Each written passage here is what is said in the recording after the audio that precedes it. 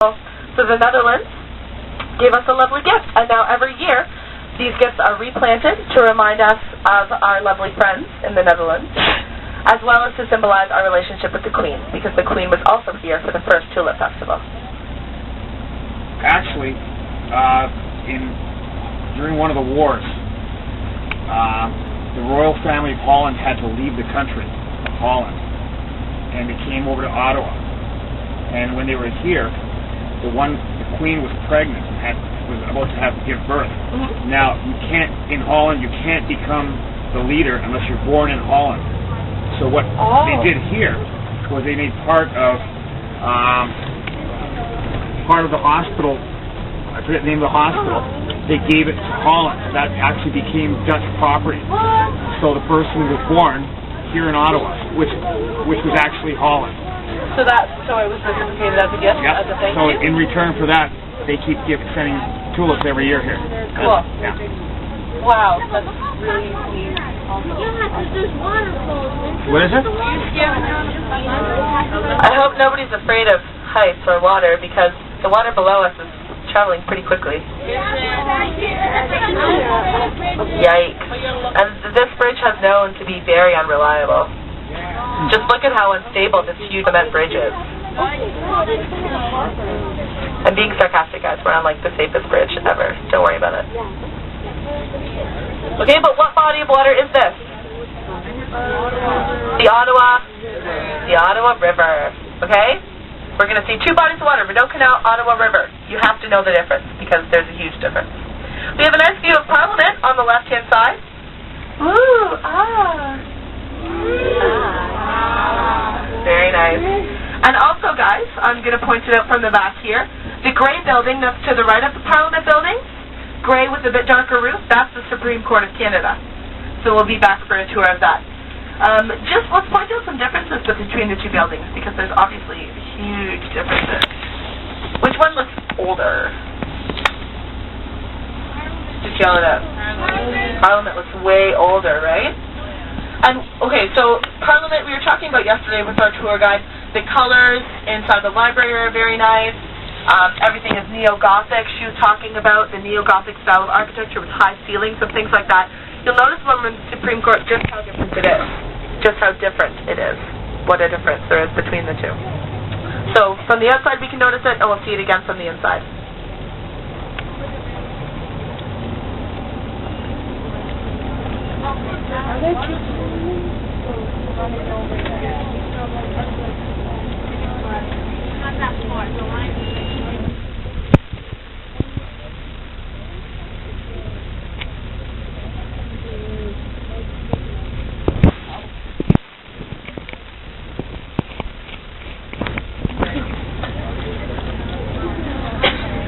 We have a really nice view of it too. On your left, to the left of the Parliament buildings, everybody looking to the left.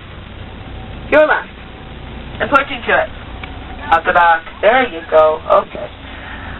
So to the left of the Parliament buildings, we see one church that has two steeples, and then right beside it, that is the National Gallery of Canada that we passed.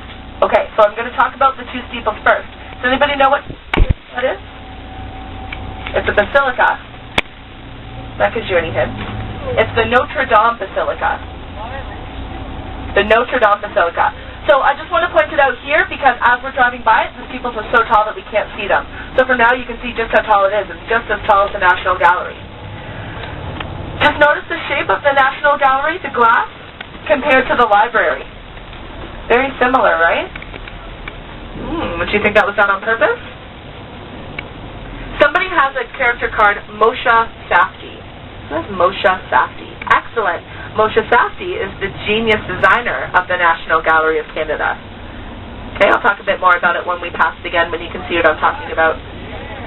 As we were driving into the city, do you guys remember me talking about the NCC? National Capital Commission? And how lovely and clean everything is in Ottawa? So a perfect example of that is, to your right, daffodils just growing everywhere. Okay, so we saw lots of tulips and gardens. What about the graffiti on the sign? No, I think maybe that happened last night. The NCC just hasn't gotten to it yet. No. But if you have noticed, if you've been reading the graffiti, they never keep graffiti for more than 24 hours, which is slanderous or has bad language or anything like that. The only graffiti that you can see is usually in Byward Market or on the side of factory-type buildings. They never keep it on historical buildings, obviously. And usually it's actually like a picture or some sort of art. And it's quite a sense of pride in the Byward Market. So when we're in there again, I want you guys to try to look, because there's a lot of graffiti that's kind of hidden that doesn't even look like graffiti. It's murals and things like that. Yeah? The Byward Market, I wouldn't say is a bad area. It used to be. It used to be known, we won't see the bad area. But the Byward Market used to be known as Bytown the Terrible.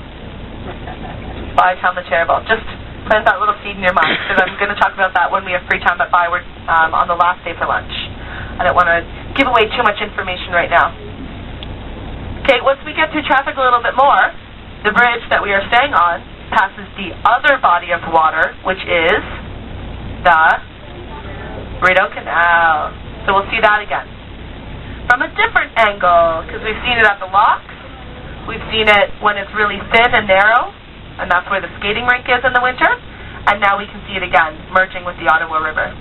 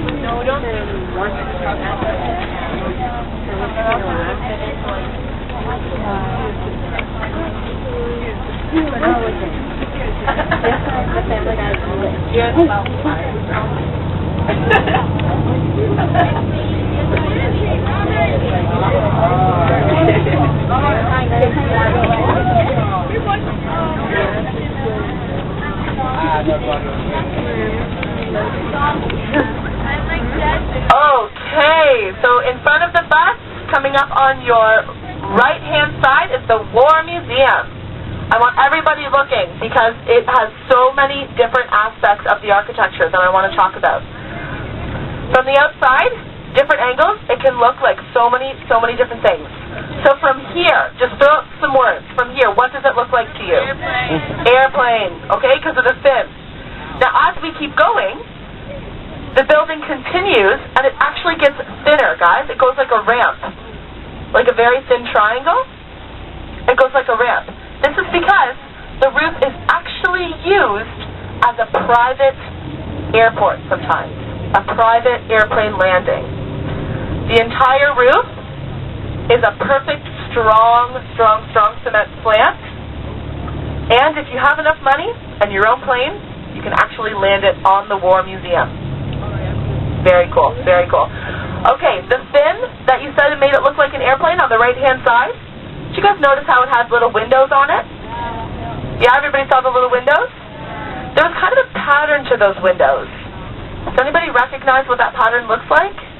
It's something that's used in the Army. If you were in armed forces, you'd know how to read that pattern. What is it? You use a little happy thing to tap a message through. It's Morse code. Morse code on the fin. You said that? Good job. Smart. Okay? So in Morse code, on that fin, at the War Museum, what do you think is written? War? What do we say on Remembrance Day all the time? Lest we forget. Lest we forget. It says lest we forget in Morse code. From inside, we can see those windows again, and I'll mention it to make sure that that you can see what I'm talking about. Okay, I'm going to go check us in. We're not outside, so you don't need to take a sweater or anything inside. You are allowed to take pictures, 100% in here. You are not allowed to chew gum. You are not allowed to wear a hat. They're pretty strict about that, okay? So if you just want to leave your hat in the bus, you might as well. Other than that, just stay on the bus. There's always somebody from the museum who comes on to give rules, okay? So just stay